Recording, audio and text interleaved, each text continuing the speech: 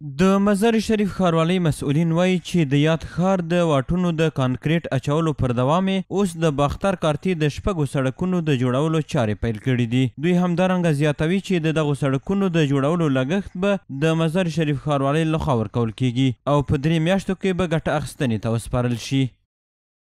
کانکریت ریزی تعداد 6 قطع سرک‌های کارتی باختر واقع ساحات امریت ناحیه سیم شاروالی شهر مزار شریف که در اثر تدویر مجلس افرکشایی و ارزیابی که قبلا صورت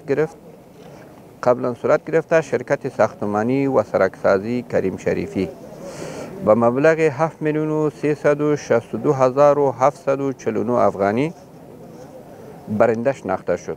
ما انشالله به کیفیت عالی تحت نظارت انجینر سیبای شاروالی که اونا هم امروزه میان نظارت خود میکنه و همچنان با همکاری اهالی خود کارتی باختر انشالله شاهد از این خواهد بودیم که بسیار با کیفیت خوب و استاندارد و مو کیفیتی که ما در شرطنامه ذکر کردیم انشالله تکمیل شود. د دغه ناحیې اوسیدونکي د یادو سړکونو د کانکریټ اچونې پیل د دوی د ستونزو په لرې کولو کې یو مهم او حیاتي ګام بولي او د اسلامي امارت له مسؤلینو څخه غواړي چې د یادو پروژو ساحه لا ډیره او پراخه کړي.